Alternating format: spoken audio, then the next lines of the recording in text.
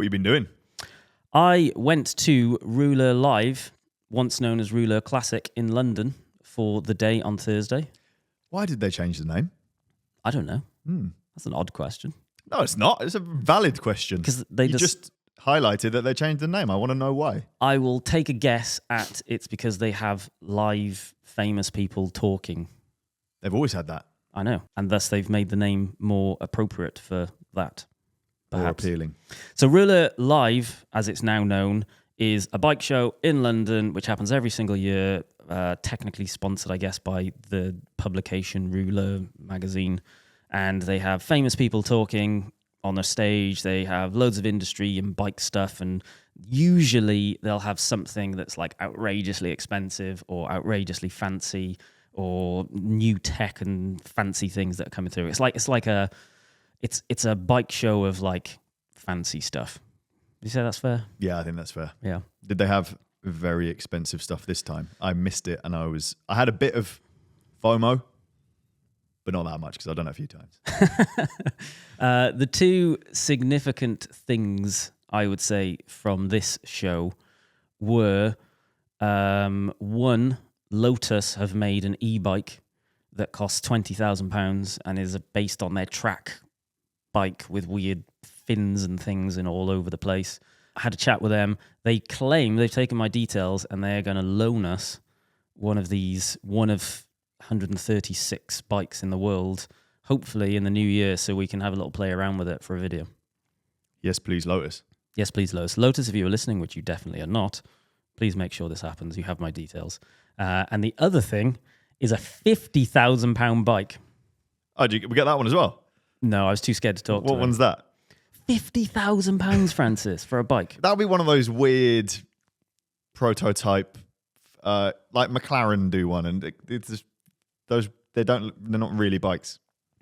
It is really a bike. They're meant to be put on a plinth. I think it is a legit bike. It's very rideable. It's made by J. Lavanack. Is that how you pronounce it? Lavanack. And it's a collab with Aston Martin, the British car manufacturer. And it's allegedly the first boltless bike. Because I've always wanted a boltless bike. Hey, those bolts. Nick was very upset with it. So bike mechanic Nick, he was at the show with me. He was most upset by the fact that this boltless bike had a band-on front mech with a bolt in it.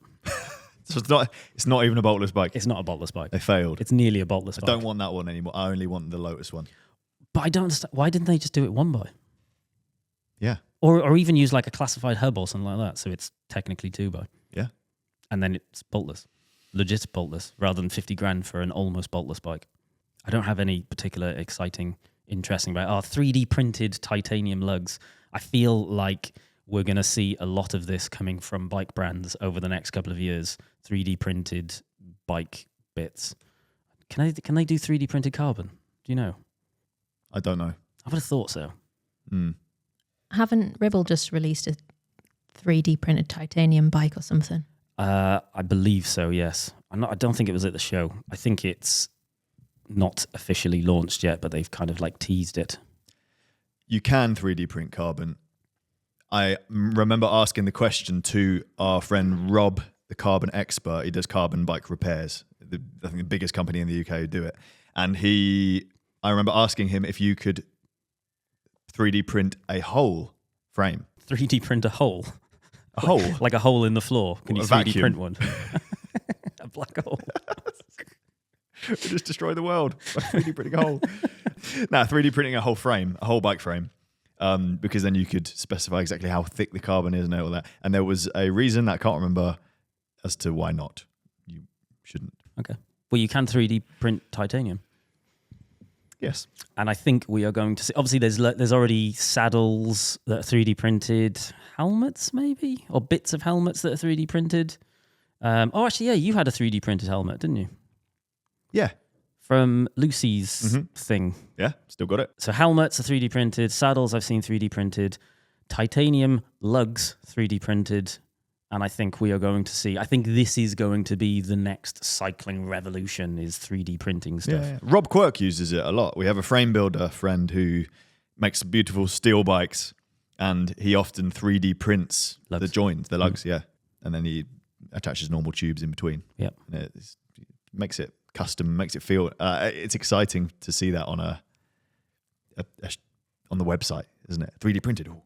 It actually makes it cheaper in terms of manufacturing as well, I think. 'Cause my dad's an engineer, and we went to one of his engineering mates to get a piece machined, and he said the machined version was something like 22 quid, and the 3D printed version was pennies, because you don't actually have to be operating a machine. If you can set something away and have it print a whole production run, then it's automated, so it's cheaper. If I remember, he was basically saying, well, you program a machine and just let it run overnight, and you walk back in the next day and you've got all your stuff.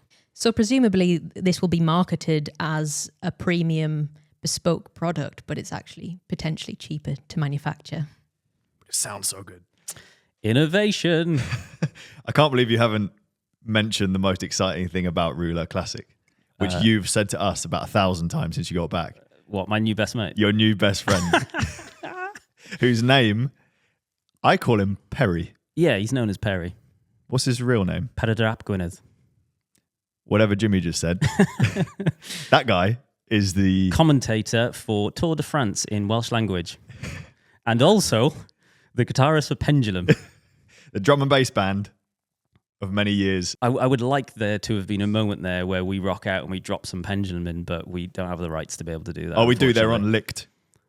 So we could pay like 10 quid and use the song. Can we? Yep. Their whole library's on Licked. But can you use it for a podcast? I don't want to risk it. Oh, yeah. Maybe not. YouTube only. Yeah, maybe. So let's just, we'll skip that. You could probably ask him. Peredur, if you're listening, can we license all of your music yes, ever? please. And just use it in our videos exclusively. Only Pendulum. Yeah, that was very good. I instantly had a connection with him, and I think it's probably because we're both Welsh and we're both rock stars. So yeah, I love him. He's gonna come and guest on our podcast at some point next year. Is he?